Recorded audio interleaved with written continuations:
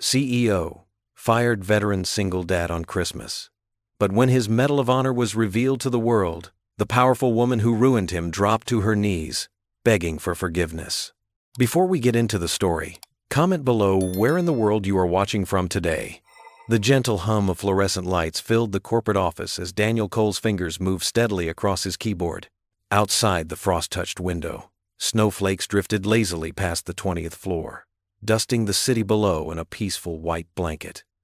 The clock on his computer showed 4:47 p.m. on Christmas Eve, and he was determined to finish this last report before heading home. Daniel paused his typing to rub his tired eyes, his gaze drifting to the worn silver frame on his desk. Laura's bright smile beamed back at him from the photograph, her arms wrapped around a toddler Lily at the beach. The familiar ache in his chest squeezed gently, but he smiled at the memory. 3 years had passed since the cancer took Laura, but her spirit still guided him every day. "Just a little longer, honey," he whispered to the photo. "Then I can give our girl the Christmas she deserves."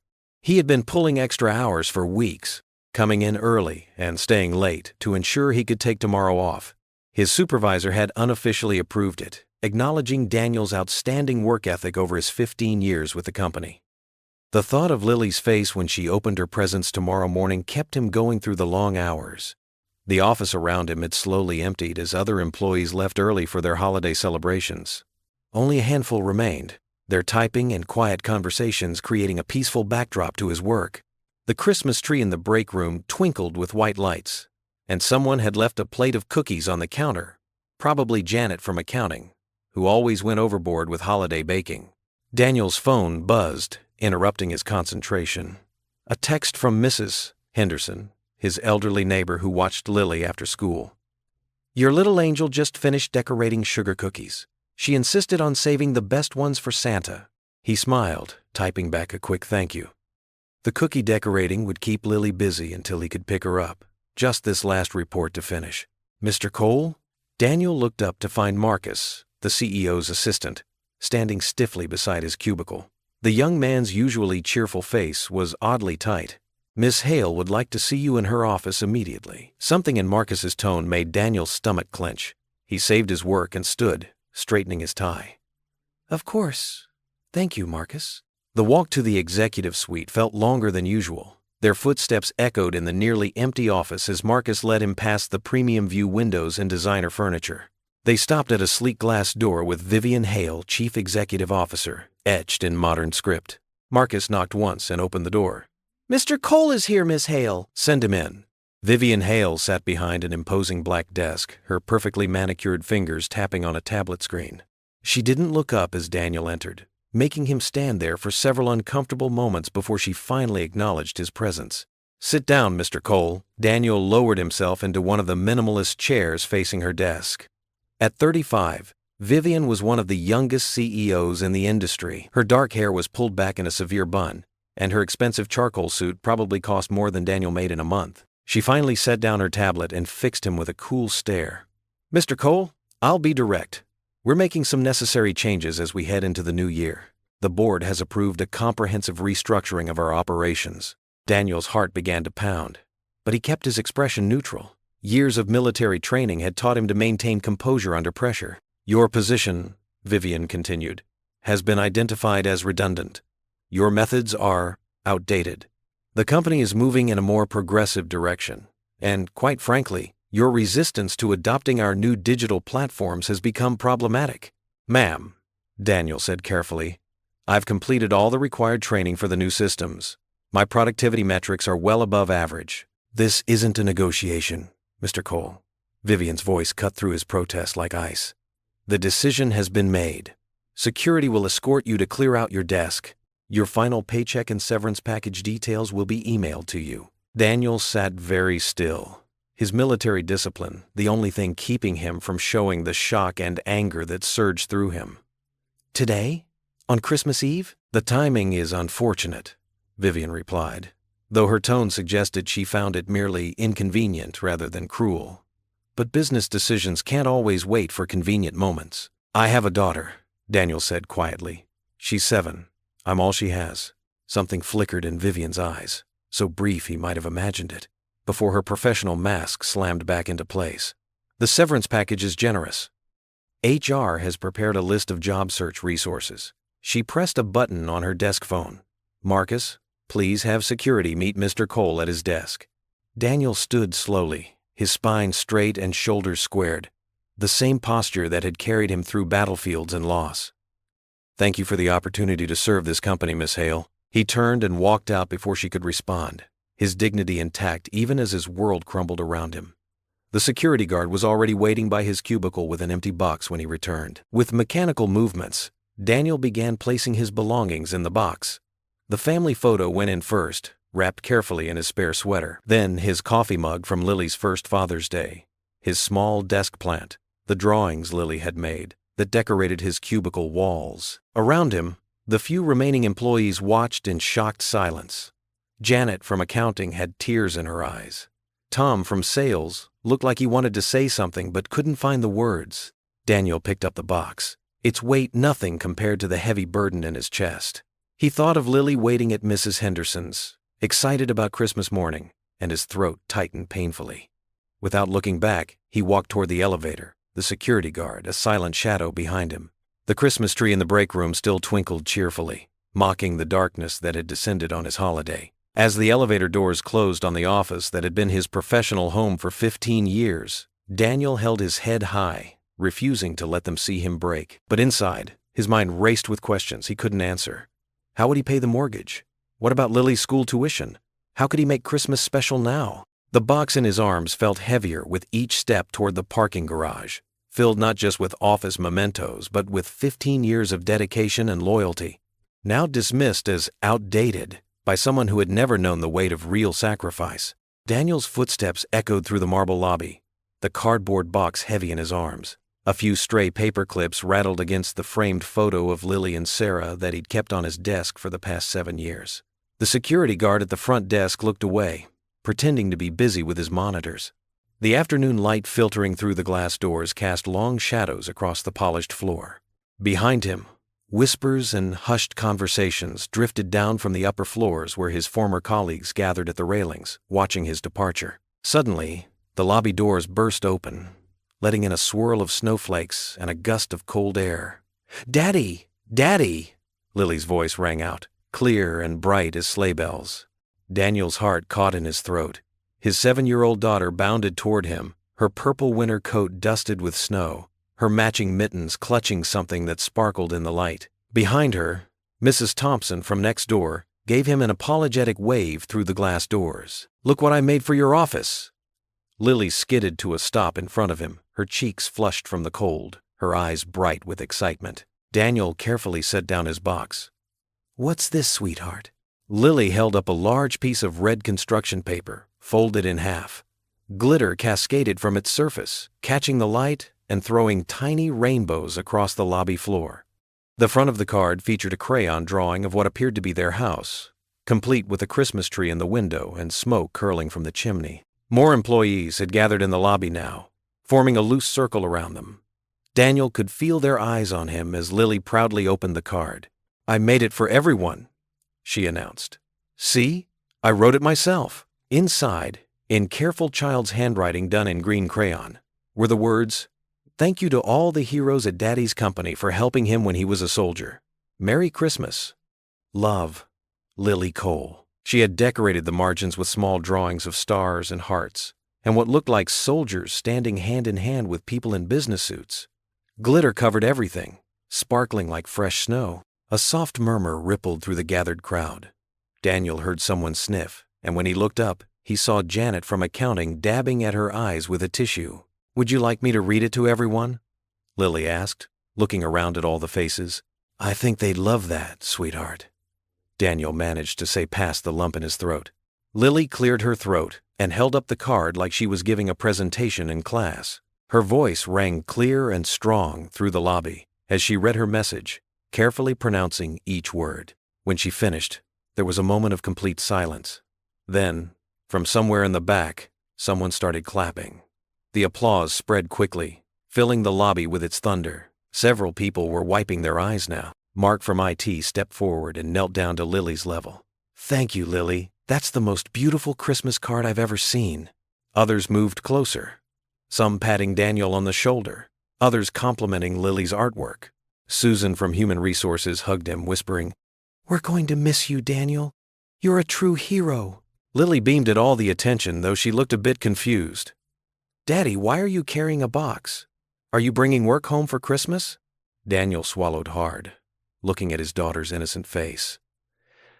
"Something like that, sweetheart. But right now, what do you say we head home and start our Christmas celebration early?" "Yes, please." Lily bounced on her toes.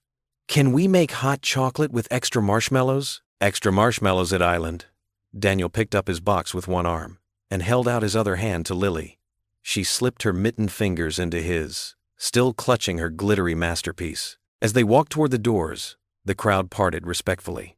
Daniel held his head high, his daughter's warm hand in his, giving him strength. The security guards stood and opened the door for them, offering a crisp salute that brought Daniel right back to his military days. Outside, the snow was falling harder now, transforming the city into a winter wonderland.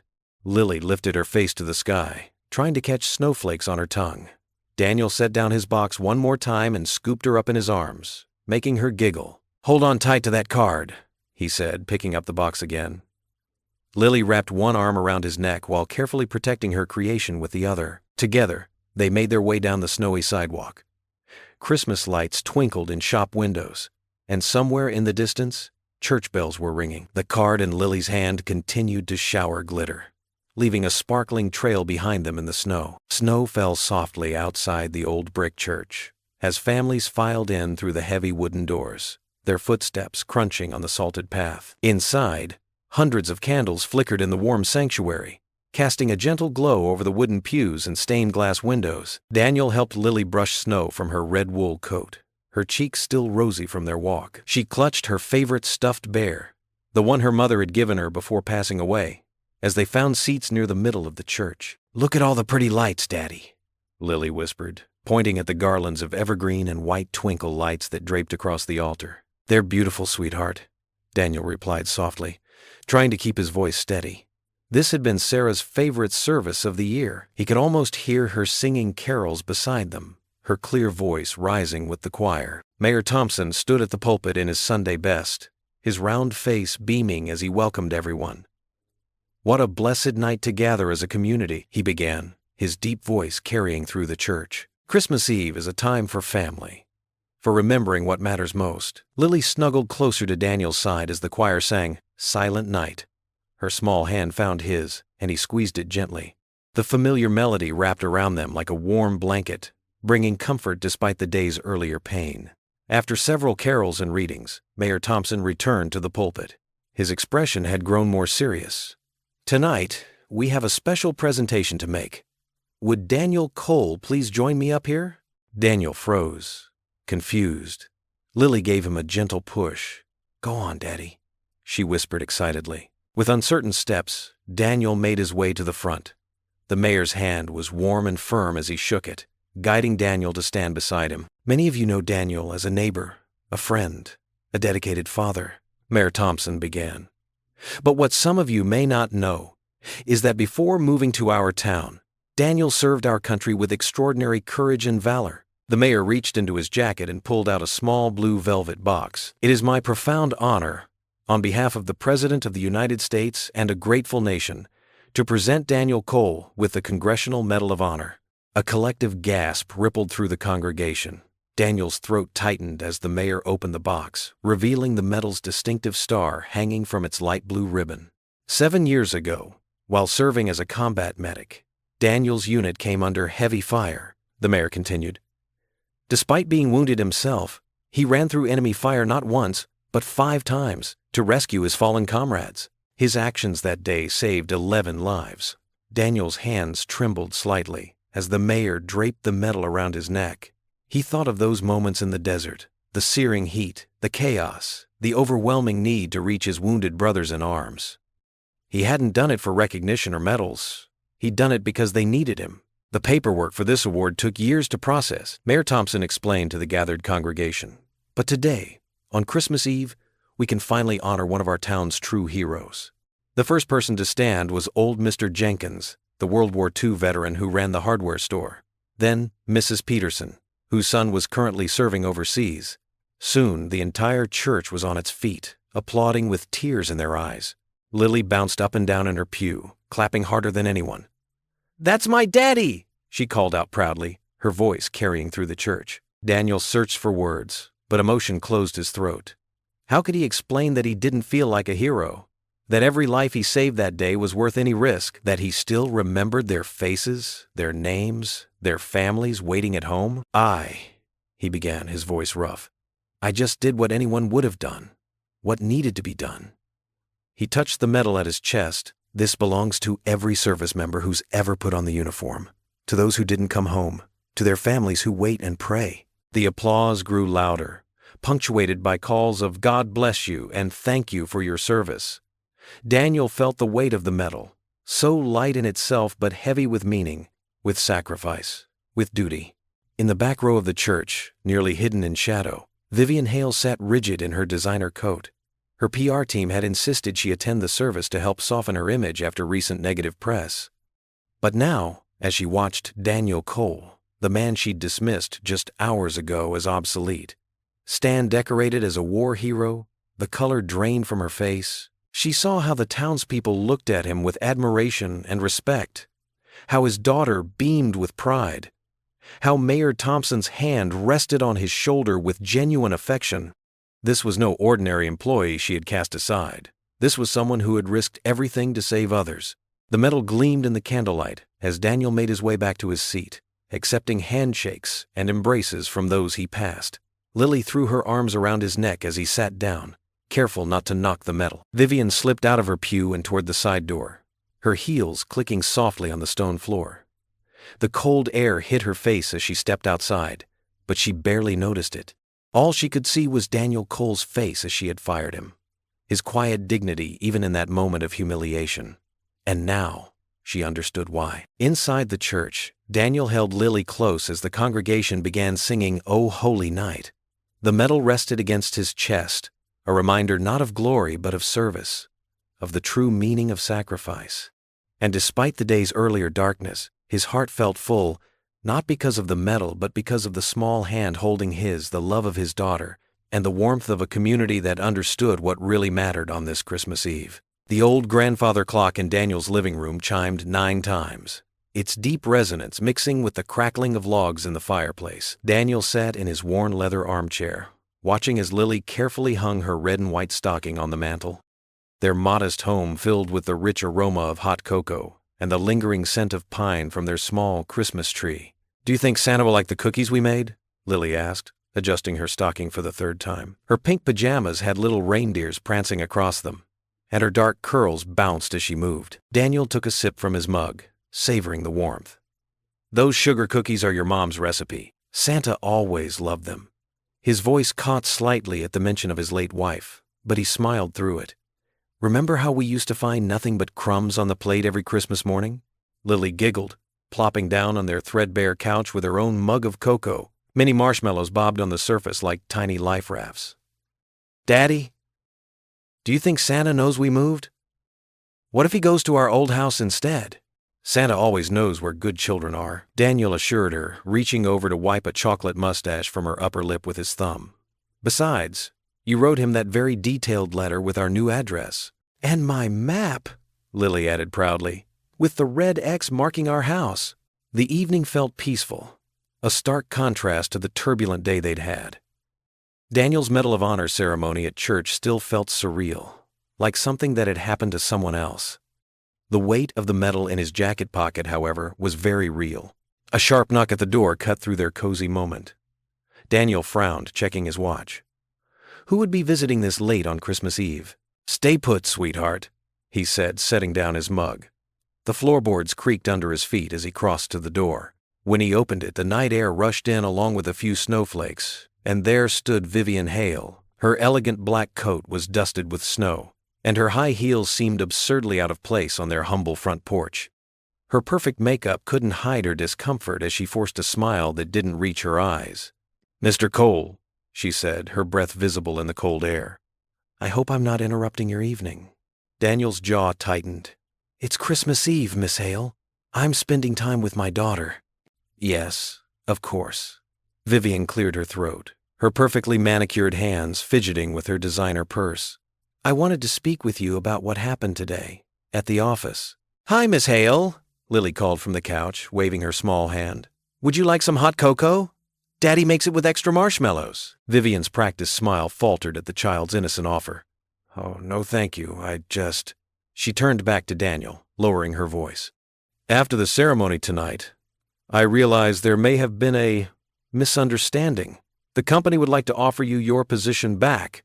With a raise, of course. Daniel stood straighter, his military bearing apparent even in his casual clothes. A misunderstanding? You mean firing a veteran on Christmas Eve wasn't good for the company's image?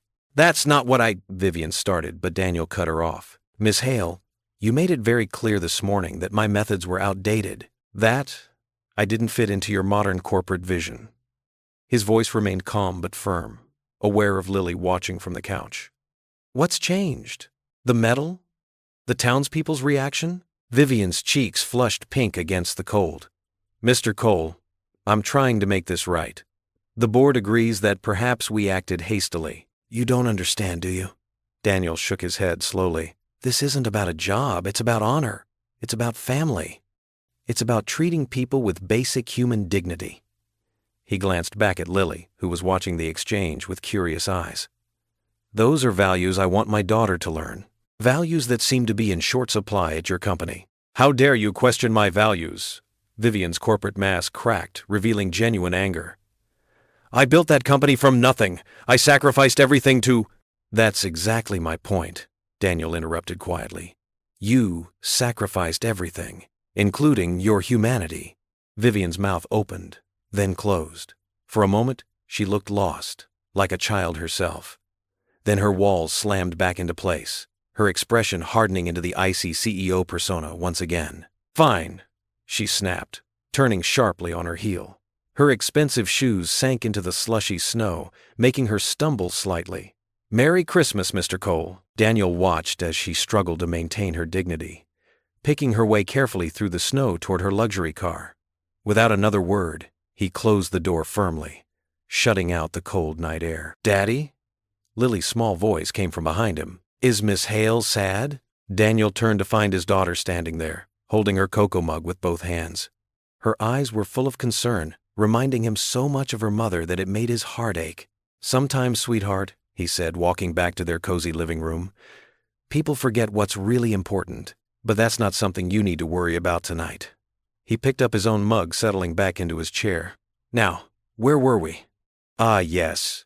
You were telling me about your very detailed map for Santa. The winter sun peeked through frost-covered windows as excited squeals echoed through the small house.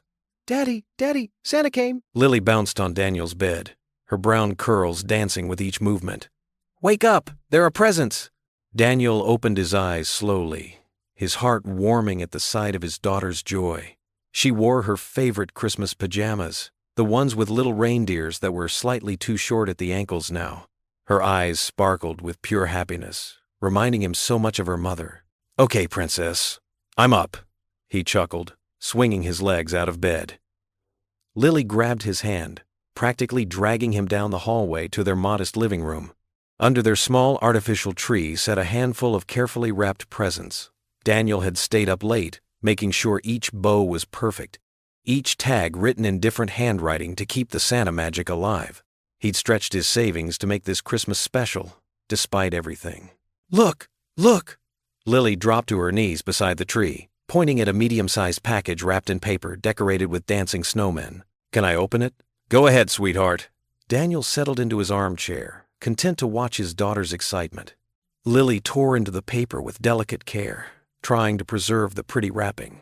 Her gasp of delight filled the room as she revealed a plush elephant, soft gray with pink ears. It's just like the one at the store! She hugged it tight against her chest. I named her Eleanor. That's a beautiful name, Daniel smiled, remembering how Lily had pressed her nose against the toy store window for weeks, admiring that elephant. One by one, Lily opened her other presents. New colored pencils, a picture book about brave knights, warm mittens, and a handmade scarf Daniel's elderly neighbor had knitted. Though the pile was small, Lily treated each gift like treasure. "Daddy, open yours." Lily pushed a lumpy package wrapped in newspaper toward him. "I made it myself." Daniel carefully unwrapped it to find a clay picture frame, decorated with uneven hearts and stars painted in bright colors. Inside was a photo of him and Lily at the park last summer, both grinning at the camera with ice cream cones in hand. His throat tightened with emotion. "It's perfect, Lily. Thank you." He pulled her into a tight hug, kissing the top of her head. "Mrs. Martinez from next door helped me bake it in her oven," Lily explained proudly. "Do you really like it?" "I love it. It's the best present ever." The morning light grew stronger as they moved to the kitchen. Daniel mixed pancake batter while Lily sat at their small table, still clutching Eleanor the elephant. The familiar routine of measuring flour and cracking eggs helped settle his thoughts about the future. "How about some chocolate chips in these?"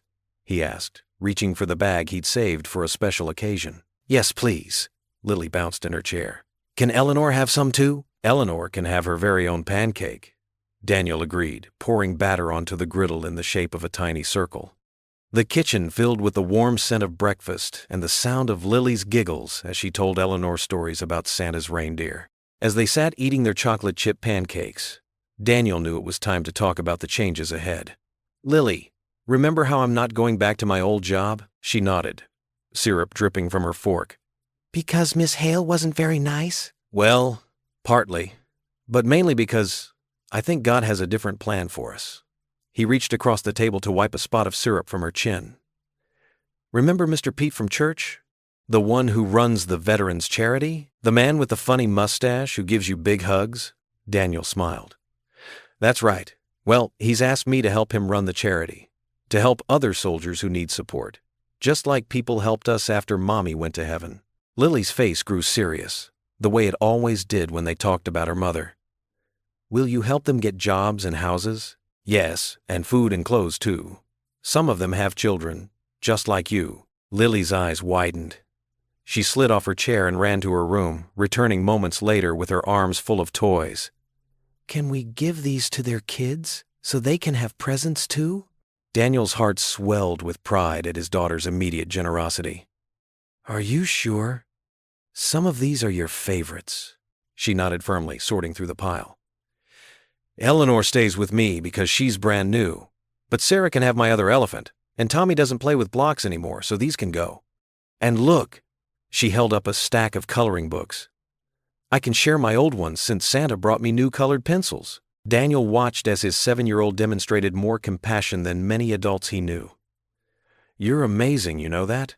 "Just like you, Daddy." She beamed at him. "Can we take them now? Please? Let's finish breakfast first. Then we'll bundle up and head over." They finished their pancakes while making plans for which toys would go to which families they knew through the charity. Lily insisted on wrapping each item in the leftover Christmas paper, carefully printing "Merry Christmas" on each package in her best handwriting. After breakfast, Daniel helped Lily into her warm winter coat, wrapping her new scarf around her neck. He pulled on his own jacket and gathered up the bags of toys they'd prepared. Lily insisted on carrying a small bag herself, though it was almost as big as she was. "Ready?" Daniel asked, holding the door open. "Ready." Lily stepped out onto their small porch, her breath visible in the cold morning air. "Eleanor says she's excited to help make other kids happy on Christmas." "Eleanor sounds very wise," Daniel said, following his daughter into the crisp winter morning. Fresh snow had fallen overnight, turning their neighborhood into a peaceful wonderland. Their footprints would be the first to mark the pristine white blanket as they made their way to the charity. Looking down at his daughter's determined face as she marched through the snow, clutching her bag of toys and her new elephant, Daniel felt a surge of hope. Maybe losing his job wasn't an ending, but a beginning. A chance to show Lily that sometimes life's biggest challenges could lead to the most meaningful rewards. They walked together through the quiet Christmas morning, their arms full of toys and their hearts full of purpose. The community center buzzed with holiday cheer as families filled every corner of the large room. Festive decorations hung from the ceiling, and a massive Christmas tree stood proudly in the center, surrounded by piles of wrapped presents. Christmas carols played softly in the background, nearly drowned out by the happy chatter of volunteers and visitors. Daniel and Lily worked side by side at one of the gift distribution tables. Their own donations sat in a box beside them, carefully wrapped the night before. Lily wore her red Christmas sweater and a Santa hat that kept slipping over her eyes, making her giggle every time she had to push it back up. "Here you go," Daniel said warmly, handing a wrapped package to a young boy about Lily's age. The child's face lit up as he clutched the gift to his chest. "Merry Christmas." Lily beamed at each person who approached their table, her natural warmth drawing smiles from even the shyest children. "This one has puppies on it," she exclaimed, carefully selecting a blue-wrapped package for a little girl in pigtails. "Do you like puppies too?" The happiness in the room was contagious. Daniel felt his spirits lifting with each gift given, each smile exchanged. This was so different from his corporate job. Here, he could see the direct impact of his work in people's eyes. Even the memory of yesterday's firing seemed distant now, softened by the joy around him. But then the room's energy shifted. Cameras started flashing near the entrance, and Daniel's heart sank as he recognized the clicking of familiar heels on the linoleum floor. Vivian Hale had arrived, dressed immaculately in a designer red coat, surrounded by photographers, and looking every bit the successful CEO doing her charitable duty. Daniel turned away, focusing intently on organizing the remaining presents. He couldn't help but notice how Vivian posed with carefully selected children, her smile practiced and perfect for the cameras. Everything about it felt staged, calculated, the opposite of the genuine warmth flowing through the rest of the room. "Look, Daddy," Lily tugged at his sleeve, pointing to a basket of candy canes on their table. "We forgot to hand these out too." Before Daniel could respond, Lily had grabbed a handful of candy canes and was weaving through the crowd. His heart stopped when he realized where she was heading. "Lily, wait." But she was already approaching Vivian, holding out a striped candy cane with innocent enthusiasm. "Merry Christmas," Lily called out, her voice clear and sweet above the noise. "Would you like one? They're peppermint." The photographers turned their cameras toward this unexpected interaction. Vivian stood frozen for a moment, her perfect pose slipping as she looked down at the little girl who had interrupted her photo opportunity. Something flickered across her face, surprise, uncertainty, and perhaps a hint of genuine emotion breaking through her polished exterior. Then, to everyone's surprise, Vivian knelt down to Lily's level, her expensive coat pooling around her on the floor. She seemed to forget about the cameras as she accepted the candy cane from Lily's small hand. "Thank you," she said softly, her usual sharp tone notably absent. "You're welcome," Lily replied cheerfully. "Do you want to come sit with me and Daddy? We're helping give out presents, and it's really fun." She pointed toward their table, where Daniel stood rigid with tension. Vivian's eyes met Daniel's across the room. He gave her a warning look, but Lily was already tugging at Vivian's hand. "Please? We have lots of pretty presents left to give away." Daniel watched the internal struggle play across Vivian's face. For a moment, her carefully constructed facade cracked completely, revealing something vulnerable underneath. She glanced at the photographers, then back at Lily's hopeful expression. Yes, I suppose I could help for a little while," Vivian said hesitantly. Lily practically bounced with excitement, leading Vivian back to their table. Daniel's jaw clenched, but he couldn't bring himself to disappoint his daughter. The photographers followed, their cameras clicking rapidly at this unexpected scene. The CEO, the veteran she'd fired, and his cheerful daughter all together at the charity event. "You can help me pick out the perfect presents," Lily instructed Vivian, who looked comically out of place beside their modest gift table. "See? This one has stars on it, and this one has bells." Daniel watched as Vivian awkwardly settled onto one of the folding chairs, her designer coat brushing against the worn linoleum floor. She held the candy cane in her manicured hands like she wasn't quite sure what to do with it.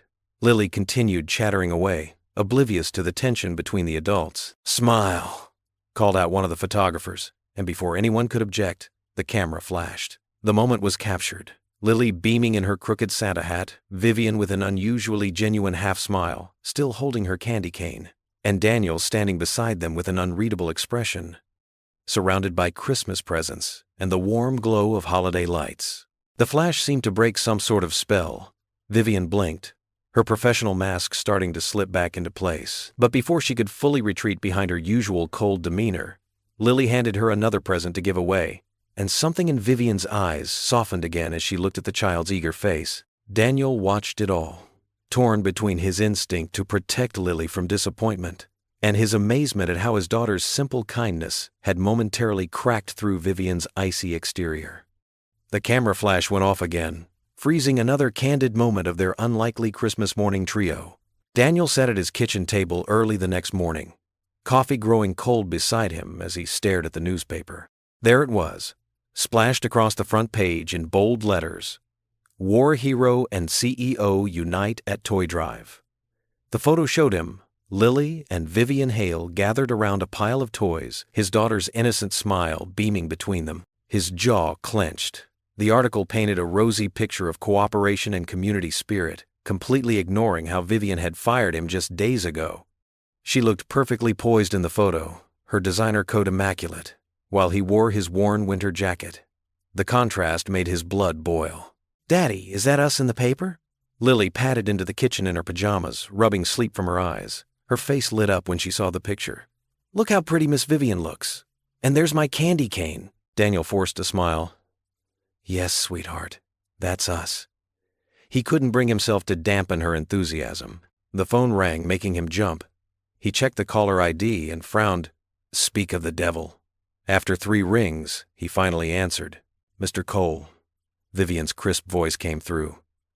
"I assume you've seen this morning's paper. Using a children's charity for damage control?" Daniel kept his voice low, glancing at Lily, who was now happily pouring cereal. "That's low, even for you." "This isn't about PR," Vivian replied, though her tone wasn't entirely convincing. "The community expects us to work together now. The mayor called me this morning. They want both of us at the charity dinner next week." Daniel pinched the bridge of his nose.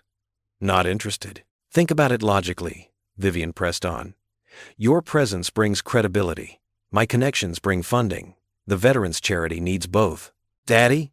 Lily tugged at his sleeve, pointing to the newspaper. "Can we go help more kids with Miss Vivian? She gave me 2 candy canes yesterday." Daniel covered the phone speaker. "Just eat your breakfast, sweetie." To Vivian, he said, "You don't understand what it means to serve others. This isn't a photo opportunity." "Perhaps not," Vivian admitted, her voice softening slightly. "But I'm trying to learn. The charity dinner could raise enough money to help dozens of veteran families. Isn't that worth enduring my company for one evening?" Daniel watched Lily humming happily over her cereal bowl, still admiring the newspaper photo. He thought of the other veterans' children, many in situations far worse than his own. His personal feelings about Vivian shouldn't matter if this could help them. "Fine," he said finally. "One dinner. But we do this properly. No cameras, no press releases, just honest work for the cause." "Agreed," Vivian said quickly, almost eagerly. "The dinner is next Thursday at 7. I'll have my assistant send you the details. I'll need to bring Lily," Daniel added. "I don't have a sitter." There was a pause on the line. "Of course. That's fine." After hanging up, Daniel slumped in his chair. What had he gotten himself into? Lily bounced over to him, her small face full of excitement. "Are we going to see Miss Vivian again?" she asked hopefully. "Yes, Pumpkin. Next week at a special dinner." Lily clapped her hands. "Yay! She smells like flowers, and her hair is so pretty. Can I wear my Christmas dress?" Daniel couldn't help but smile at her enthusiasm, even as his own stomach churned with dread. "Sure thing, sweetheart. Your red dress will be perfect." He watched his daughter skip away to get dressed, her joy infectious despite his reservations. The newspaper still lay open on the table, that photo mocking him with its false narrative of harmony. But looking at it again, he noticed something he'd missed before. The way Vivian was looking not at the camera, but at Lily. There was something almost soft in her expression, so different from her usual icy demeanor. Moving to the living room, Daniel picked up the framed photo of his late wife from the mantel. "What would you think of all this, Sarah?" he whispered. The smiling face in the photo offered no answers, but he could almost hear her telling him to put aside his pride for the greater good. His phone buzzed. A text from Vivian's assistant with the dinner details. Everything was happening so fast. Just days ago, he'd been carrying his belongings out of her office in a box, and now they were supposed to work together? "Daddy!" Lily called from her room. "Can you help me pick out a headband for school?" "Coming, sweetie." Daniel set down his wife's photo and headed to Lily's room. He found her surrounded by colorful headbands, considering each one with adorable seriousness. "The blue one matches your eyes," he suggested, kneeling beside her. "Like Miss Vivian's eyes?" Lily asked innocently. They're blue too, Daniel sighed inwardly. Yes, like Miss Vivian's. He helped Lily with the headband, marveling at how children could see past adult complications to find simple connections. Back in the kitchen, he finally took a sip of his now cold coffee and looked at the newspaper one last time. The charity dinner would be a challenge, but maybe, just maybe, some good could come from this uncomfortable alliance. If nothing else, it would make his daughter happy. Another day with Miss Vivian, Lily sang as she twirled through the kitchen in her school clothes. It's going to be the best! Daniel watched her dance around, her joy untainted by adult concerns about pride or politics. He couldn't help but wonder if her innocent heart saw something in Vivian Hale that his wounded pride wouldn't let him see. We'll see, sweetheart, he said softly. We'll see. The community center buzzed with warmth and chatter as volunteers hustled around setting up tables for the charity dinner. Steam rose from silver serving trays filled with turkey, mashed potatoes, and green beans. The smell of fresh bread and cinnamon wafted through the air. Daniel adjusted his apron and grabbed a serving spoon, his jaw tight as he watched Vivian across the room. She wore a designer dress that probably cost more than his monthly rent, though she'd at least had the sense to throw an apron over it. Her perfectly manicured nails tapped efficiently on her tablet as she logged donations at a table decorated with twinkling lights. Remember to smile, he muttered to himself, forcing his expression to soften as the first guests began filing through the line. Many were veterans he knew from support groups, along with local families who had fallen on hard times. Each familiar face reminded him why he was here and why he couldn't let Vivian's presence ruin the evening. How are you holding up, brother? Asked Mike, an older veteran missing his left arm, as Daniel spooned gravy onto his plate. Doing fine, Daniel replied, meaning it despite everything. Good to see you here. Their easy conversation was interrupted by Lily's excited voice carrying across the room. Miss Vivian, come help us serve food. It's more fun than sitting at a table. Daniel glanced over to see his daughter tugging on Vivian's sleeve. The CEO's eyes widened in obvious discomfort. Oh, I don't think that's necessary, Vivian said stiffly. I'm quite busy with the donations. Please? Lily's eyes sparkled with hope. Daddy says helping others makes your heart bigger. Don't you want a bigger heart? A few nearby volunteers poorly concealed their smiles. Vivian's cheeks flushed pink, the first genuine emotion Daniel had seen from her. I suppose, she began uncertainly. I could help for a little while. Daniel bit back a groan as Vivian made her way to the serving line, accepting a ladle from a beaming Lily. Her first attempt at serving soup splashed messily onto a plate. Sorry, she mumbled, clearly mortified. I'm not very good at this. Here, Daniel found himself saying, despite his better judgment. Hold it closer to the plate and tip it slowly. He demonstrated with his own ladle. Vivian watched intently and tried again. This time the soup landed neatly in the bowl. A tiny smile tugged at her lips. Not her usual calculated business smile, but something smaller and more genuine. As the evening progressed, Daniel noticed subtle changes in Vivian's demeanor. Her shoulders gradually relaxed. She started making eye contact with the guests instead of just mechanically serving food. When an elderly woman thanked her warmly, Vivian's "You're welcome" actually sounded sincere. You're doing great, Miss Vivian, Lily chirped, bouncing on her toes as she handed out rolls. Isn't this fun? It's different, Vivian admitted. She glanced at Daniel. I've never done anything like this before. Never served others? Daniel couldn't resist asking, though he kept his tone neutral for Lily's sake. Vivian's lips pressed together. My family believed in writing checks, not getting our hands dirty. She paused, then added quietly, maybe we were wrong.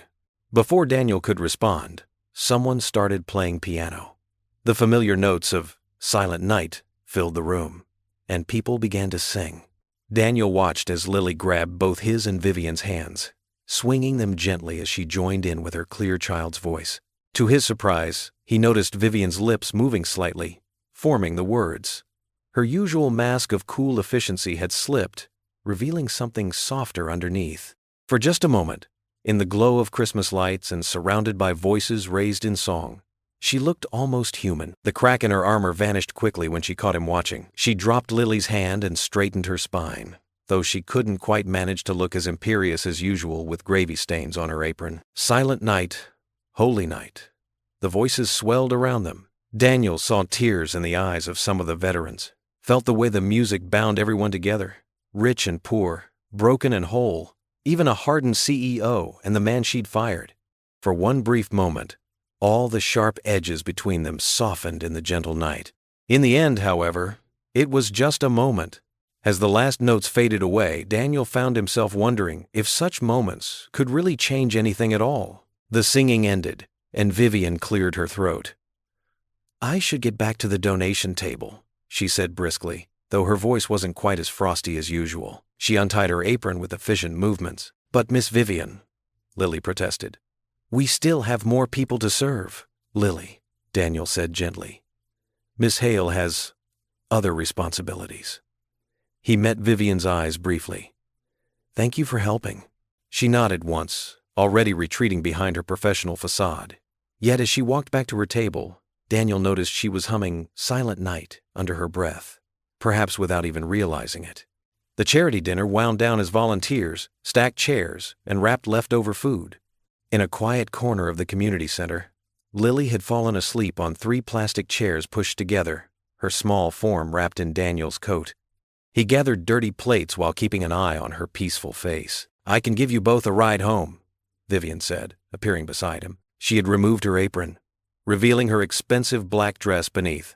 "It's too cold to walk, and she's already asleep." Daniel glanced outside at the swirling snow, then back at Lily. His truck was in the shop again, and the thought of waking his daughter to walk 6 blocks in this weather made his chest tight. "Fine," he said curtly. "Thank you." Vivian's black luxury SUV sat alone in the parking lot, its heated seats and leather interior a stark contrast to his usual transportation. Daniel carefully placed Lily in the back seat, buckling her in while she mumbled something about Christmas cookies in her sleep. The first few minutes passed in tense silence as Vivian navigated the empty streets. Christmas lights twinkled from houses they passed, and carols played softly on the radio. "You did well tonight," Vivian said finally, her eyes fixed on the road. "The veterans really responded to you." "Because I understand them," Daniel replied. "Leadership isn't about fancy speeches or profit margins. It's about being in the trenches with your people." Vivian's perfectly manicured hands tightened on the steering wheel. "I lead my company successfully. Our profits are up 30% since I took over." "At what cost?" Daniel turned to face her. "You fired a dozen people right before Christmas. People with families, with children. Business requires tough decisions. Not everyone understands that. No, what you don't understand is real sacrifice." The words spilled out before he could stop them. "You want to know about tough decisions? Try holding your best friend while he bleeds out in the desert, knowing if you'd been 10 seconds faster, he might have lived." Vivian's breath caught audibly. For once, she didn't immediately counter with a sharp response. Daniel's voice grew rough with memory. "His name was Mike. We grew up together in this town, joined up together. He had a little girl, just like Lily. That last day, we were clearing buildings when the sniper fire started. I was point man. It should have been me." He stared out at the falling snow, seeing instead the harsh sun and sand of that terrible day. "I had to write to his wife, had to explain why her daughter would grow up without a father." The only sound was the soft whir of the heater and Lily's gentle breathing from the back seat. "That's what real responsibility means," Daniel continued quietly. "Not numbers on a spreadsheet, but lives in your hands. People who trust you to do right by them, no matter what it costs you personally." Vivian drove in silence for several blocks, her usual mask of cool efficiency cracked by something that looked like uncertainty. When she finally spoke, her voice was softer than he'd ever heard it. "I didn't know." "No, you didn't. You never asked. You just saw another expendable employee, another way to trim the budget." They pulled up in front of Daniel's modest home. Christmas lights hung somewhat crookedly along the porch. Lily had insisted on helping put them up, and a small wreath decorated the door. "I'll get her," Daniel said, unbuckling his seatbelt. He opened the back door carefully and gathered Lily in his arms. She snuggled against his chest, still deep in dreams. Through the windshield, Vivian watched as Daniel carried his daughter up the snow-dusted walk. He balanced Lily carefully while unlocking the door, then disappeared inside. A moment later, warm light filled an upstairs window. She could see his silhouette moving, tucking Lily into bed with gentle movements that spoke of years of practice and boundless love. The scene stirred something uncomfortable in Vivian's chest, a feeling she couldn't quite name. She sat there long after the upstairs light went out, her car idling in the silent street, before finally putting it in drive and pulling away into the snowy night. Behind her, Christmas lights twinkled on the modest house, while inside, a father and daughter slept peacefully, rich in the things that truly mattered. The winter morning sun barely warmed the charity's worn brick building as Daniel sorted through boxes of donated clothes. His breath made little clouds in the cold air. The heating system was acting up again. A few veterans helped him, their faces familiar after weeks of volunteering together. The front door creaked open, letting in a blast of icy air. Daniel looked up, expecting another donation drop-off. Instead, Vivian Hales stood in the doorway, wearing plain black slacks and a simple sweater, a far cry from her usual designer suits. No cameras followed her. No PR team hovered nearby. "What are you doing here?" Daniel asked, his voice guarded. Vivian shifted uncomfortably. "I came to help." She glanced around the room, taking in the peeling paint and mismatched furniture. "If that's allowed?" Daniel studied her for a long moment. The veterans around him had gone quiet, watching the exchange. Finally, he pointed to a stack of boxes. "Those need sorting. Winter clothes on the left, summer on the right." Vivian nodded and walked over to the boxes. She hesitated only briefly before kneeling down on the concrete floor, her expensive slacks touching the dusty surface. She pulled open the first box and began sorting methodically. Throughout the morning, Daniel kept a wary eye on her. But Vivian worked steadily, asking few questions and making no complaints. When an elderly veteran shuffled in looking for a warm coat, she helped him find one that fit, listening patiently as he told stories about his service years. By lunchtime, the temperature had risen enough that they could feel their fingers again. The veterans gathered around a table with sandwiches from the local deli. Daniel noticed Vivian hanging back, uncertain. "Grab a sandwich," he called out, surprising himself. "You've earned it." She joined them cautiously, perching on the edge of a folding chair. One of the older veterans, Mike, started talking about his grandkids. Then Jerry, a former Marine, shared memories about Christmas during his deployment. "Hardest part wasn't the fighting," Jerry said, his weathered face serious. "It was missing home, missing family." Daniel saw something flicker across Vivian's face. Recognition, maybe even pain. She leaned forward slightly. Did you have children waiting?" Jerry nodded, pulling out his wallet to show her a worn photo. "3 of them. Missed 4 Christmases straight."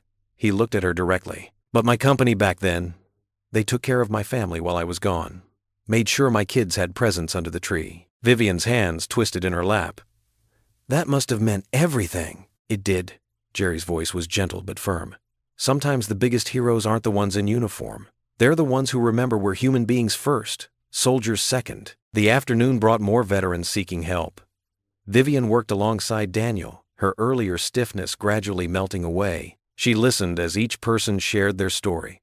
About struggling to find work. About nightmares that wouldn't fade. About feeling forgotten. At one point, a young veteran broke down crying while describing his difficulty adjusting to civilian life. Instead of backing away awkwardly, Vivian sat with him, offering tissues and her full attention.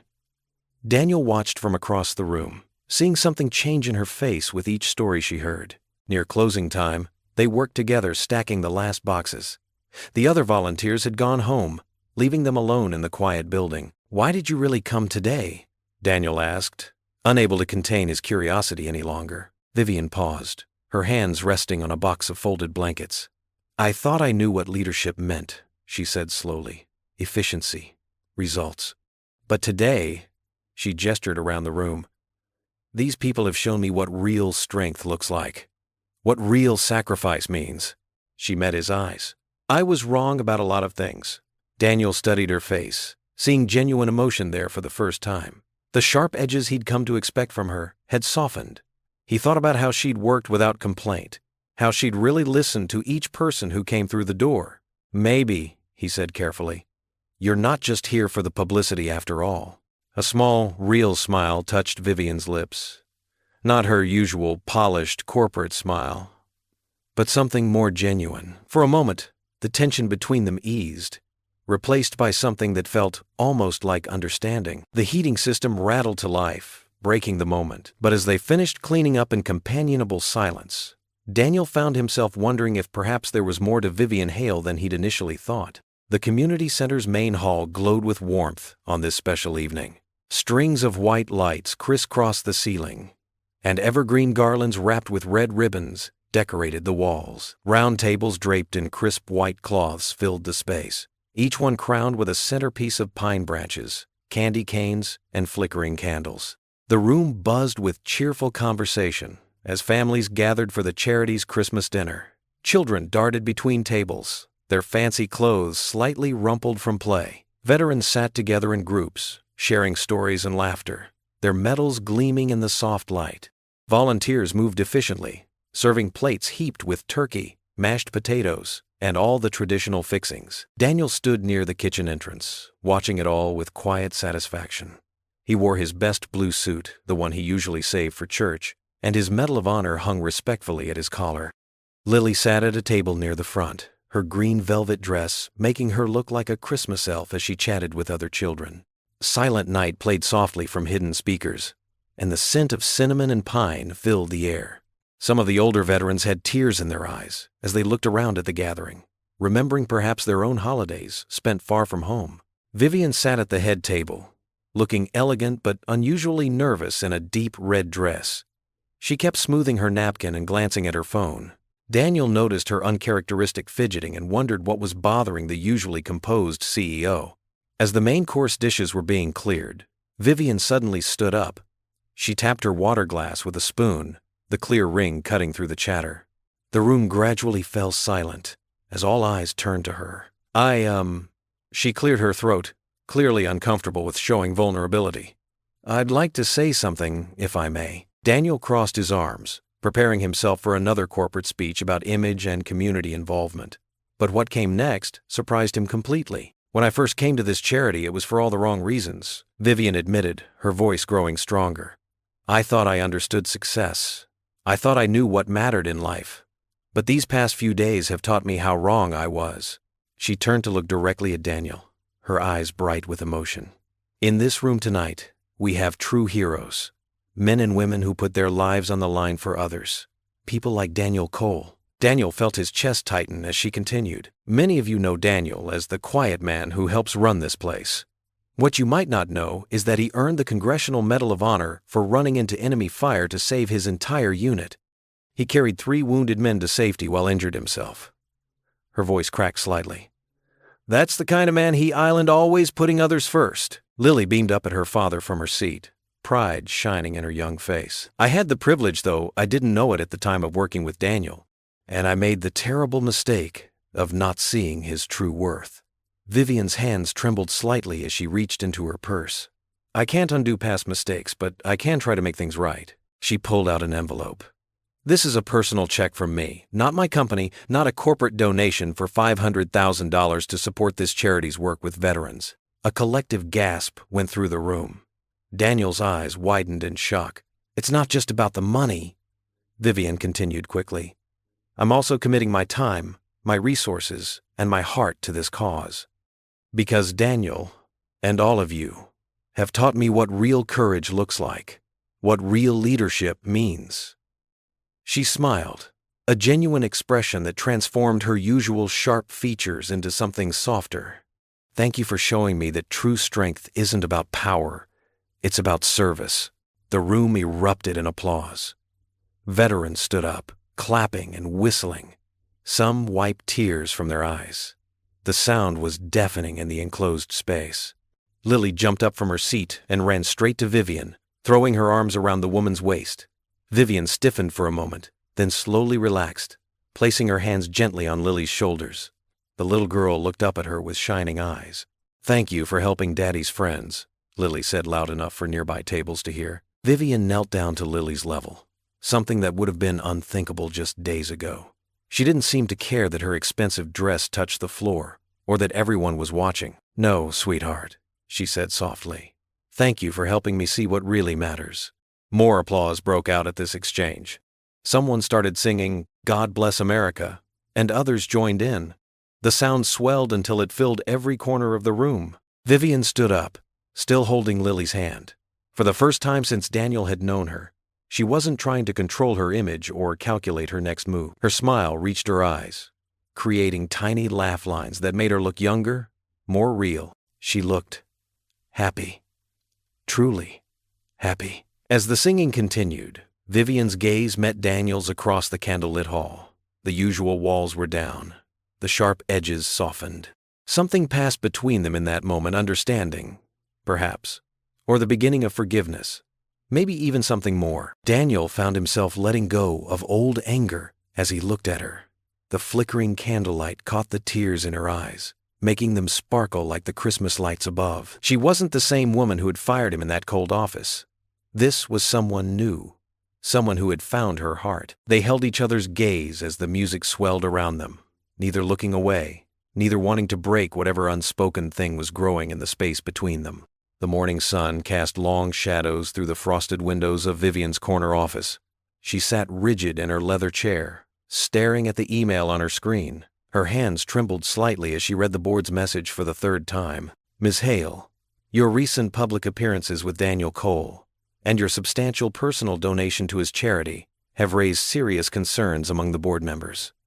This behavior is unbecoming of a CEO and threatens to destabilize shareholder confidence. Distance yourself immediately, or we will be forced to reconsider your position." Vivian's throat tightened. She glanced at her phone, where dozens of missed calls from board members awaited her response. The newspaper from yesterday's dinner sat on her desk, showing a photo of her smiling genuinely with Daniel and Lily. It felt like a lifetime ago. Her assistant's voice crackled through the intercom. "Miss Hale, the board chairman is requesting an emergency meeting in 30 minutes. "Cancel it," Vivian snapped, grabbing her coat. "Cancel everything." She drove to the charity center, her knuckles white on the steering wheel. The old brick building looked different now, not warm and inviting like yesterday, but threatening. Inside, she found Daniel sorting through donation boxes with several volunteers. "We need to talk," she said sharply. Privately, Daniel looked up, concern crossing his face at her tone. He followed her to a small office in the back, closing the door behind them. "This has to stop," Vivian began, pacing the cramped space. "All of it. The charity work, the public appearances, everything." Daniel crossed his arms. "What happened? What happened?" Vivian's voice rose. "What happened is that you've completely derailed my career. The board is threatening to remove me because of all this charity nonsense." "Nonsense?" Daniel's voice was quiet but firm. "Helping veterans and their families is nonsense to you? Don't twist my words." Vivian ran her fingers through her hair in frustration. "I built this company from nothing. I worked 18-hour days for 15 years to get where I am. And now, because of you and your sob story, I'm about to lose everything." Daniel took a step back, his expression hardening. "My sob story? You mean serving my country? Losing my wife? Raising my daughter alone? Oh, please!" Vivian's words turned bitter with fear. "You've turned this whole town against me with your perfect hero act. The humble veteran, the devoted father. You're ruining everything I've worked for." Her voice echoed in the small office. Neither of them had noticed the door crack open slightly during their argument. "I didn't do anything to you, Vivian," Daniel said quietly. "You're the one who chose to help. You're the one who gave that speech last night. Nobody forced you." "Well, it was clearly a mistake." Vivian's voice cracked with emotion. "I should have fired you months ago. I should never have let your daughter manipulate me with her sweet act and her stupid candy canes." A small gasp came from the doorway. They both turned to see Lily standing there, her eyes wide and filling with tears. She clutched a drawing she'd made for Vivian in her small hands. "Lily." Vivian's anger drained away instantly, replaced by horror. But it was too late. The little girl's face crumpled, and she turned and ran down the hallway, her footsteps echoing against the old wooden floors. "Lily, wait!" Daniel called after her, but she was already gone.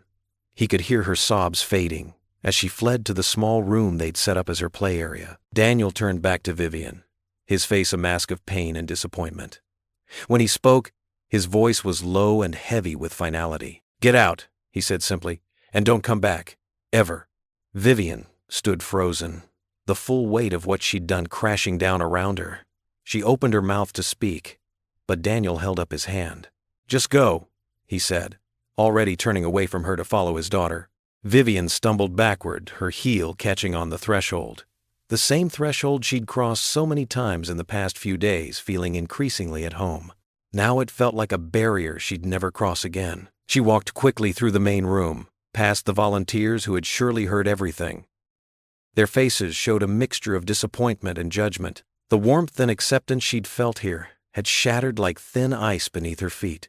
The winter air hit her face as she pushed through the front door, but she barely felt it. Her perfectly ordered world had crumbled, and this time, she had no one to blame but herself. The kitchen clock ticked loudly in the silence of the house. Daniel sat at the worn wooden table, his hands wrapped around a cold cup of coffee he couldn't bring himself to drink. Upstairs, Lily's muffled sobs had finally quieted, but each echo of her crying had felt like a knife in his heart. The Christmas lights from their small tree in the corner cast shifting shadows on the wall. Just yesterday, those same lights had seemed magical. Now they only reminded him of how quickly joy could turn to pain. "I should have known better," he whispered to himself, running his fingers through his hair. The military had taught him to be cautious, to assess situations carefully, but he'd let his guard down, allowed Vivian into their lives, into their safe little world. He could still see the hurt in Lily's eyes when Vivian had lashed out. His daughter had grown so attached over these past few days, seeing something in Vivian that perhaps wasn't really there. Or maybe it was there, just not strong enough to overcome her attachment to power and status.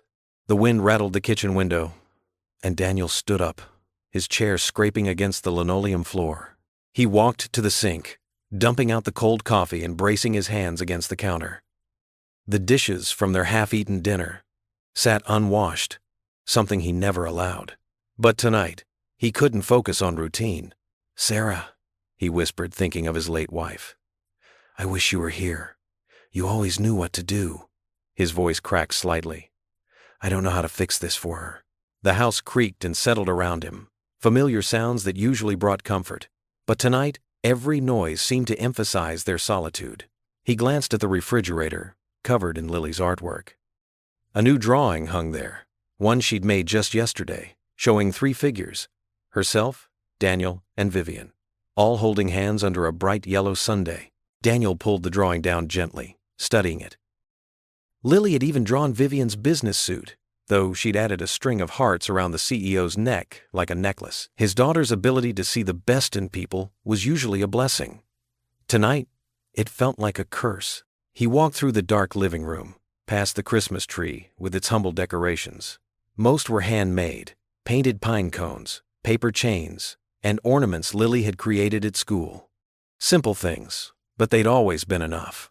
Until Vivian had swept into their lives with her designer clothes and corporate power, making their modest life seem somehow lacking. The old floorboards creaked as he climbed the stairs, pausing outside Lily's room.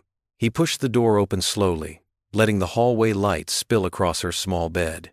Lily lay curled up tight, still wearing her day clothes, her face tear-stained even in sleep. Her favorite stuffed bear had fallen to the floor. Daniel picked up the bear, gently tucking it next to her.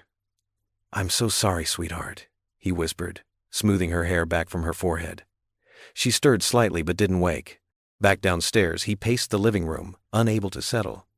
The Congressional Medal of Honor caught his eye, displayed on the mantel where the mayor had insisted it belonged. Daniel walked over, picking it up, feeling its weight in his hands. The medal reminded him of choices, hard choices made in desperate moments.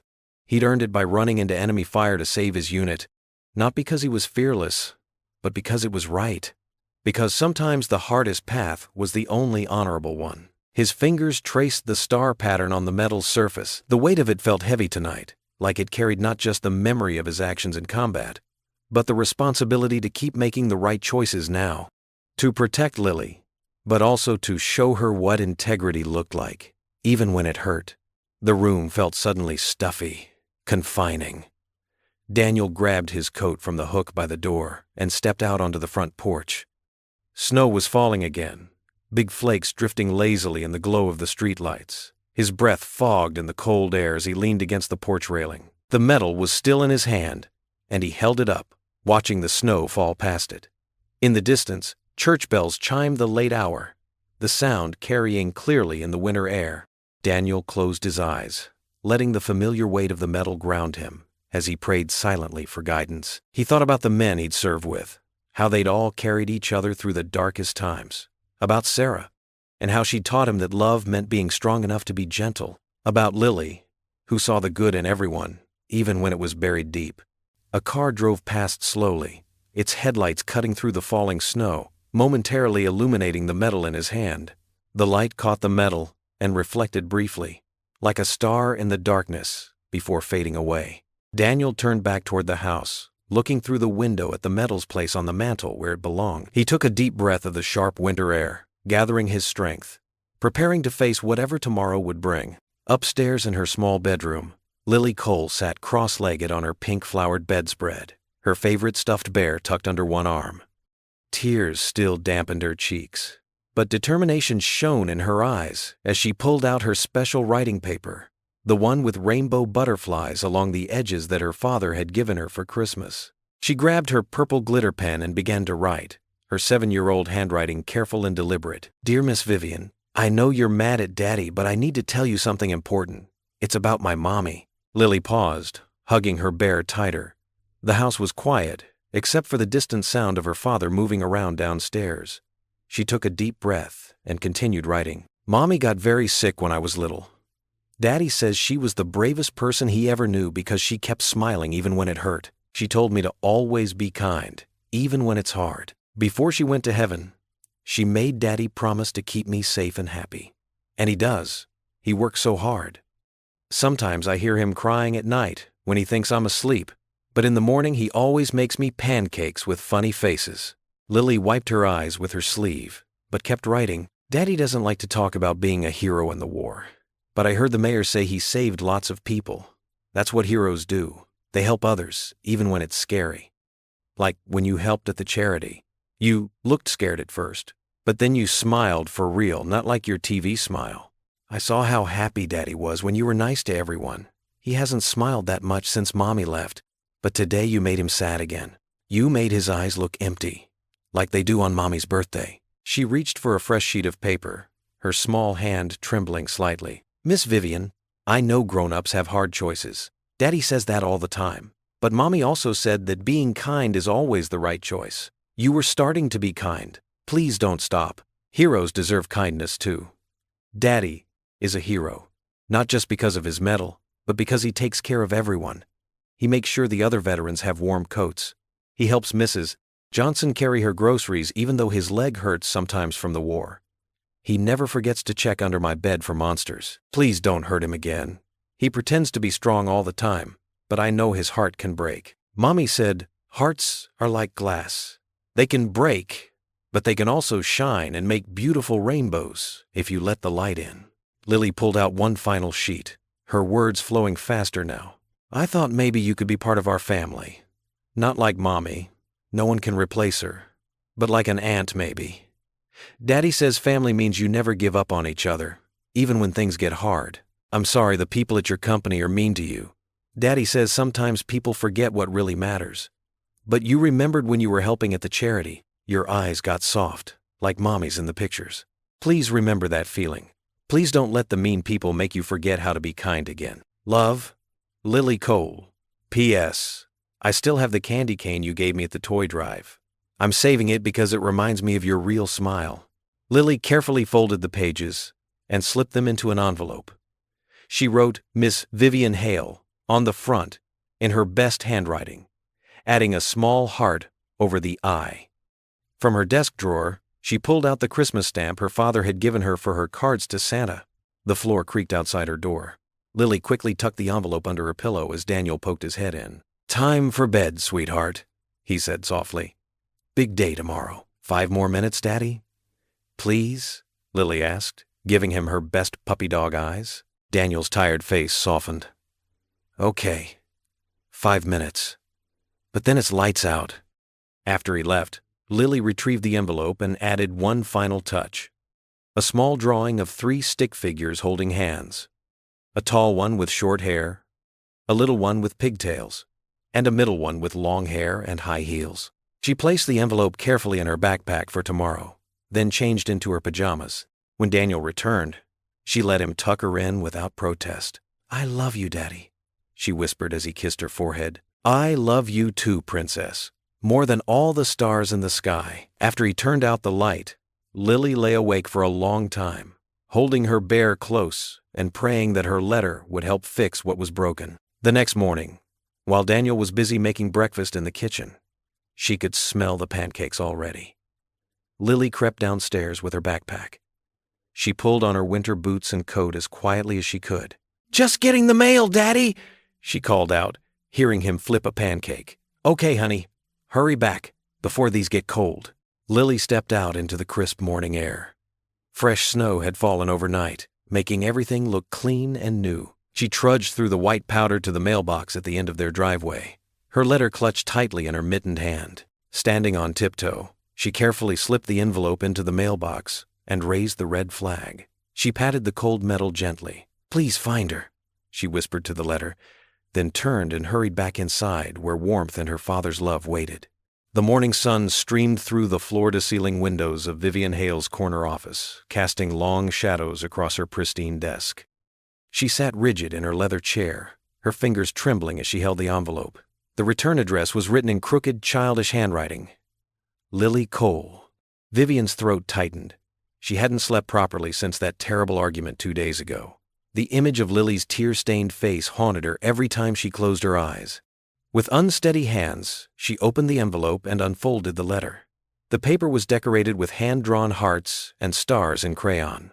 "Dear Miss Vivian," the letter began in wobbly letters. "I know you're mad at Daddy, but I want to tell you about my mommy."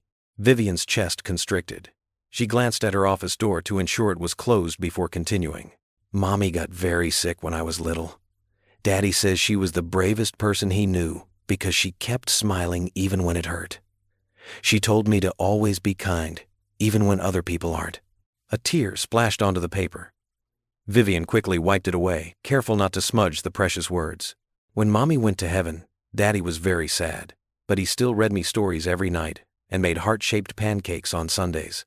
He never stopped being kind, even when his heart was broken." Vivian's carefully applied mascara began to run. She didn't bother wiping her eyes anymore. "Daddy says real heroes aren't just brave in war. They're brave every day by choosing love instead of being mean. He says that's harder than any battle." The words struck something deep inside Vivian. Her mind drifted back to her childhood home, a cold mansion filled with expectations instead of warmth. She remembered sitting at the dining room table, age 7, the same age as Lily, as her father lectured her about excellence. "Second place is for losers, Vivian," he'd said, tearing up her report card because of 1 B+. "The world doesn't reward weakness." Back in her office, Vivian's hands shook harder as she read on. "Miss Vivian, I saw you being kind at the charity. You helped that old man find his glasses, and you didn't even know anyone was watching. You let that little girl hug you, even though she had sticky hands from candy. I think you have a good heart, but maybe you're scared to show it." Vivian stood abruptly, walking to the window. The city sprawled below, all steel and glass, just like her father had taught her to be. Untouchable, unbreakable, successful, lonely. She thought of her mother, who'd never contradicted her father's harsh lessons, who'd watched silently as Vivian learned to lock away her tears, her desires, her need for love. "The board expects excellence," her father had said when he'd helped her become CEO. "Never let them see weakness. Never let anyone in." But Lily's letter wasn't finished. Vivian returned to her desk, sinking into her chair. "Daddy says everyone deserves a second chance. He gave one to that mean man at the charity who stole money. He said hurting people hurt others because they're scared." Vivian touched her chest, feeling her heart pound beneath expensive silk. When was the last time someone had seen through her wall? When was the last time anyone had written her a letter just to reach out, not to demand or manipulate? "I think you're scared, Miss Vivian. Maybe you're scared like Daddy was after Mommy died. But he says being brave means doing the right thing even when you're scared." More memories flooded back. The time she'd won a dance recital but her father hadn't shown up. The day she'd graduated valedictorian, and his only comment was, "Expected nothing less." The promotion to CEO, celebrated with a brief phone call, and a reminder to keep the shareholders happy. Please don't be mean to Daddy anymore. He's a real hero, not just because of his medal, but because he shows love even when people are unkind. I think you could be a hero too, Miss Vivian. You just have to be brave enough to be kind." Vivian laid the letter down, her shoulders shaking with quiet sobs. She'd spent her whole life building walls, crafting a perfect image, chasing success at any cost. But this child's simple words had cracked her carefully constructed facade. The letter had one last line: "Love, Lily. P.S. Heroes don't have to be alone."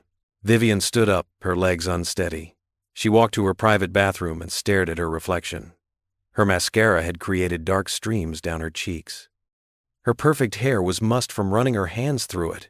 For the first time in years, she looked human, vulnerable, real. She thought about Daniel, his quiet strength, his unwavering integrity, his capacity for forgiveness. She thought about Lily, her pure heart, her innocent wisdom, her ability to see good in everyone. Then she thought about herself, the scared little girl still trying to prove herself to a father who'd never learned to love, the woman who'd built an empire but had no one to share it with. Vivian straightened her shoulders and wiped her eyes. She'd been wrong about so many things. Wrong about Daniel. Wrong about what made a person strong. Wrong about herself. Looking at her reflection one last time, she made a decision. No more hiding. No more walls. No more letting fear win over faith. She would make things right, even if it cost her everything she'd spent her life building. Because maybe, just maybe, she'd find something worth far more than success. Taking a deep breath, Vivian picked up her phone. She had calls to make, starting with the board of directors. For the first time in her life, she wasn't afraid of losing everything. She was afraid of never finding what really mattered. The Coles' tiny living room glowed with the soft light of their second-hand Christmas tree. Multicolored bulbs twinkled between paper chains Lily had made at school, and a single string of tinsel wrapped around the branches like a silver ribbon. The room wasn't fancy, but it was filled with love. Daniel sat cross-legged on the worn carpet beside Lily, watching her carefully unwrap her third and final present. She took her time with the paper, trying to save every piece just as her mother used to do. The thought made Daniel's heart ache and smile at the same time. "Look, Daddy." Lily held up a thick book of fairy tales, her eyes sparkling. "It's just like the one we saw at the bookstore." Daniel nodded, grateful he'd managed to save enough for the special edition she'd been eyeing for months. "Now we can read a new story every night." Lily hugged the book to her chest, breathing in the fresh paper smell. "Can we start tonight? Please?" Before Daniel could answer, 3 sharp knocks echoed through their small house. He frowned, checking his watch. Who would be visiting at 8 a.m. on Christmas morning? "Stay here, sweetheart," he said, rising from the floor. His military training kicked in, cautious, alert. The knocking came again, more insistent this time. Daniel approached the door, his sock-covered feet silent on the hardwood. Through the frosted glass panels, he could make out several dark shapes on his front porch. When he opened the door, the bitter winter air rushed in, along with his surprise. Vivian Hale stood at the front of a group of serious-looking men and women in expensive winter coats. The board of directors. Daniel recognized them from company photos and newspapers. "Mr. Cole," Vivian said. Her voice wasn't its usual sharp, commanding tone. Instead, it carried a gentle uncertainty he'd never heard before. "May we come in? Please?" Daniel hesitated. The last thing he wanted was his Christmas morning invaded by corporate politics. But something in Vivian's expression made him step aside. "Daddy, who is it?" Lily called from the living room. "It's Miss Hale," Daniel answered, watching as Vivian and the board members filed into his modest entryway. "And some colleagues." Lily appeared in the doorway, still clutching her new book. Her face lit up at the sight of Vivian, apparently having already forgiven the harsh words from days before. "Miss Vivian! Did Santa bring you here?" A few of the board members exchanged glances at the child's innocent question. Vivian's professional mask cracked slightly as she smiled at Lily. "No, sweetie. I brought myself. And these people are very important members of my company. We have something we need to say to your father." Daniel crossed his arms, preparing for some kind of corporate damage control. But Vivian surprised him by walking to the mantel where his Medal of Honor sat in its display case. She carefully lifted it, holding it with a reverence he hadn't expected from her. "Ladies and gentlemen of the board," Vivian began, her voice clear and strong despite the emotion Daniel could see building in her eyes. "This is the Congressional Medal of Honor. It's our nation's highest military decoration, awarded for conspicuous gallantry and intrepidity, at the risk of life above and beyond the call of duty." She turned to face them fully, holding the medal where they could all see it. Daniel Cole earned this medal by running into enemy fire to save 4 of his fellow soldiers. He carried 2 of them to safety while wounded himself. When asked why he did it, he said simply that they were his brothers, and he'd promised to bring them home. The board members stood in attentive silence as Vivian continued. "This man, whom I fired just days ago for outdated practices, understands more about leadership, sacrifice, and integrity than I have in all my years as CEO. He showed me that true success isn't measured in profit margins or stock prices. It's measured in lives touched and hearts changed." Daniel watched, stunned, as Vivian carefully placed his medal back in its case. She turned to face the board, squaring her shoulders. "That's why, effective immediately, I am resigning as CEO of Hale Enterprises." Gasps and murmurs erupted from the board members. One of them, a distinguished older man, stepped forward. "Miss Hale, surely we can discuss this." "No, Mr. Thompson." Vivian cut him off firmly but politely. "I've made my decision. I choose compassion over power. I choose integrity over image. And most importantly, I choose to be someone that little girl over there can look up to, rather than someone who hurt her father for the sake of a bottom line." Lily had moved closer during Vivian's speech, and now she slipped her small hand into Vivian's. The simple gesture seemed to give Vivian strength as she concluded her impromptu resignation. "I've learned more about true leadership in the past few days watching Daniel run that veterans charity than I have in 15 years of corporate climbing. If this company wants to succeed in the future, it needs to understand that profit without purpose is meaningless." Daniel stood rooted to the spot, processing the magnitude of what was unfolding in his living room. The proud, ambitious woman who had fired him without a second thought was voluntarily giving up everything she'd worked for because of him and Lily. The board members shifted uncomfortably, their expensive shoes creaking on his old floorboards. The contrast between their world and his had never been more apparent, yet somehow it didn't seem to matter anymore. In this moment, they were just people, stripped of titles and power, witnessing something extraordinary. The board members shifted uncomfortably in Daniel's modest living room, their expensive suits and polished shoes out of place among the humble decorations. Mr. Richardson, the head of the board, cleared his throat as he looked from Vivian to Daniel, then back again. "Miss Hale," he said slowly, "your dedication to this cause is admirable." He adjusted his tie, clearly wrestling with the situation. "But resignation? That seems rather extreme." Another board member, Mrs. Chen, stepped forward. Her eyes were fixed on the Medal of Honor that Vivian still held. "Perhaps," she said thoughtfully, "we've been approaching this all wrong." She glanced around the room, taking in Lily's handmade decorations and the small pile of carefully wrapped presents. "Our company has always prided itself on innovation," Mrs. Chen continued. "But maybe what we need isn't just technological advancement. Maybe we need to innovate in how we treat people." Mr. Richardson nodded slowly. "The publicity from our unfortunate handling of Mr. Cole's termination hasn't been good." He straightened his shoulders. "But the coverage of the charity work? That's been exceptional." "Because it was real," Vivian said firmly. "Not a PR stunt. Daniel taught me that." Daniel stood quietly, one hand on Lily's shoulder. His daughter watched the scene unfold with wide eyes, still clutching her half-unwrapped present. Mr. Richardson turned to Daniel. "Mr. Cole, would you consider returning to the company? Not in your old position, but as a senior consultant. We need someone to guide our veteran initiatives, someone who understands both worlds." Daniel blinked, caught off guard. "I appreciate the offer," he said carefully, "but the charity work has become important to me. Those veterans need support." "Why not both?" Mrs. Chen suggested. "Part-time consulting, while maintaining your role at the charity. The company could even establish a formal partnership with the organization." The other board members murmured in agreement. Mr. Richardson's expression softened as he watched Lily lean against her father's leg. "It would be good PR," one board member noted. "It would be good, period," Vivian corrected, her voice firm. The board turned to look at her, surprised by the steel in her tone. This isn't about image. It's about doing what's right. Mr. Richardson studied her for a long moment. You've changed, Miss Hale. Yes, she said simply. I have. He turned back to Daniel. The position is yours if you want it, Mr. Cole. On your terms. Keep the charity work. In fact, we'll match any donations you raise, dollar for dollar. Daniel looked down at Lily, who nodded enthusiastically. In that case, he said, I accept. And Miss Hale, Mr. Richardson continued, we're not accepting your resignation, but we are expecting some changes in company policy.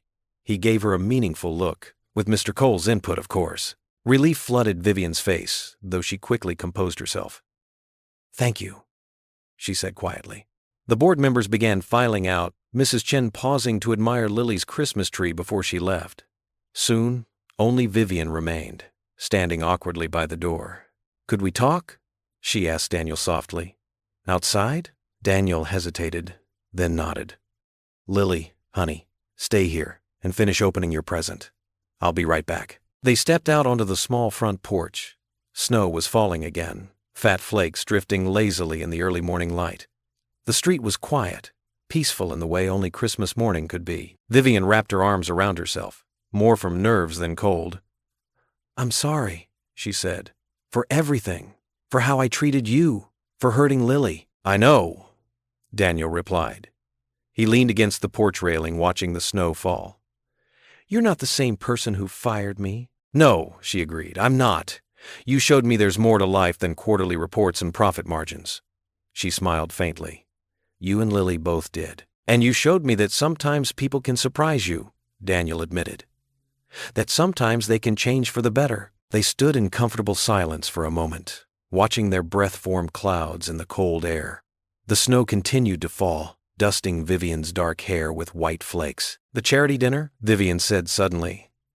When everyone was singing Silent Night, that was the first time I'd felt part of something real in years. Something that mattered. Daniel nodded. I saw you singing, he said. That's when I first thought maybe there was more to you than the Ice Queen CEO. Ice Queen? Vivian laughed softly. Is that what they called me? Among other things, Daniel smiled. But not anymore. The snow fell between them, each flake carrying away a bit more of the tension that had defined their relationship for so long. They had both been changed by the events of the past few weeks. Vivian softened by compassion, Daniel open to new possibilities. Inside, they could hear Lily's delighted gasp as she finally finished unwrapping her present. The sound made them both smile. We should go back in, Daniel said. It's Christmas morning after all. Vivian nodded, but neither of them moved just yet. They stood there in the gentle snowfall, two people who had started as adversaries and become something else entirely, something neither of them had expected but both now treasured. The transformation was as quiet as the falling snow, but just as real, just as lasting. The winter evening wrapped the town square in a gentle darkness, softened by strings of twinkling lights draped between lampposts. Families bundled in winter coats and scarves gathered around the massive evergreen that towered above them, its branches still dark but promising magic once lit. Children darted through the crowd, their laughter carried on the crisp air along with the scent of hot chocolate and cinnamon. Daniel adjusted Lily's wool hat, making sure her ears were covered against the cold. She bounced on her toes, her excitement making it impossible to stand still. Is it time yet, Daddy? When do we get to turn on the lights? Soon, sweetheart, he said, smiling at her enthusiasm. Look, here comes Mayor Thompson now. The mayor approached through the crowd, his red scarf bright against his dark coat. Behind him, Vivian walked carefully through the snow in more practical boots than her usual heels, though she still maintained her elegant appearance in a cream-colored wool coat. She'd changed since that morning's confrontation with the board, looking more relaxed, more genuine. There's my favorite family, Mayor Thompson called out, his voice carrying across the square. Several townspeople turned to smile at them. No trace of the earlier tension that had surrounded Vivian's presence. The morning's news of her stand for veterans' rights had spread quickly through the small community. Lily broke free from Daniel's grip and ran to hug Vivian. You came. Daddy said you might be too busy. Vivian knelt down, not caring about the snow dampening her coat. I wouldn't miss this for anything, she said, her voice soft with emotion. The Ice Queen persona had melted away completely. Daniel watched the interaction, remembering how different things had been just days ago. The change in Vivian wasn't just surface level. He could see it in her eyes, in the gentle way she treated Lily, in how she now carried herself with humility instead of rigid pride. Mayor Thompson cleared his throat and addressed the crowd. "Friends and neighbors, what a blessed Christmas this has been. Tonight, we continue our tradition of lighting our town Christmas tree, but this year is special." He gestured to Daniel, Lily, and Vivian. "Would our guests of honor please join me?" They made their way through the parting crowd to stand beside the control box near the tree's base.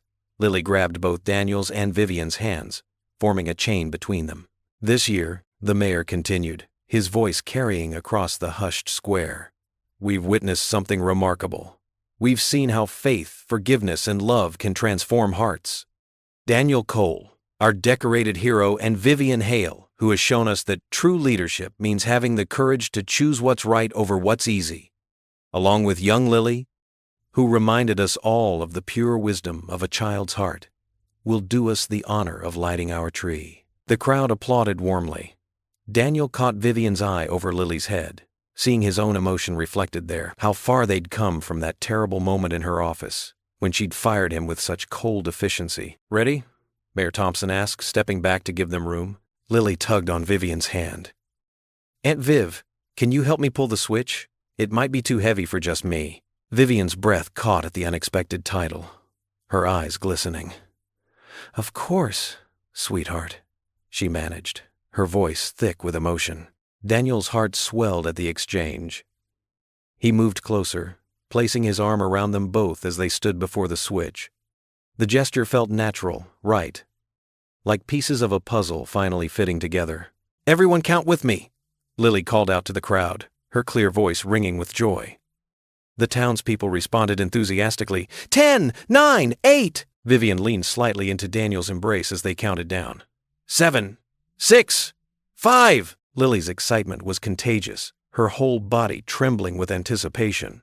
4, 3, 2, 1. The crowd's shout filled the square. Together, Lily and Vivian pulled the switch. The massive tree blazed to life, thousands of lights twinkling like earthbound stars. Gasps of wonder rose from the crowd as the lights reflected off the gently falling snow, creating a magical atmosphere. Christmas carols began playing through the speakers placed around the square. Children cheered and spun in circles, trying to catch snowflakes on their tongues. Parents held up phones to capture the moment, but Daniel, Vivian, and Lily remained still, savoring the perfect moment together. "It's beautiful," Lily whispered, her face glowing in the warm light of the tree. "Yes, it is," Vivian agreed. But she wasn't looking at the tree. She was looking at Lily, then at Daniel, her expression full of wonder at finding herself part of this small family. Daniel tightened his arm around them both, feeling a peace he hadn't known since losing his wife. The three of them stood together as the snow continued to fall, creating a gentle curtain of white that seemed to separate them from the celebrating crowd. In that moment, they were simply a family, not a war hero, a CEO, and a little girl, but three hearts that had found healing in each other. The townspeople moved around them, singing carols, sharing greetings, and admiring the tree. But Daniel, Vivian, and Lily remained in their own quiet bubble of joy. Lily hummed along with "Silent Night," swinging their joined hands, while Vivian rested her head lightly against Daniel's shoulder. Snow collected on their coats and in their hair, but none of them wanted to move. They had found something precious in their journey of faith, love, and redemption. They had found each other. What would you do if you were in their place? Comment your answer below, and let's see how you'd rewrite the ending. If you enjoyed the story of Daniel Cole, I handpicked the next story that you will enjoy. Please don't miss this one. Click here to watch it.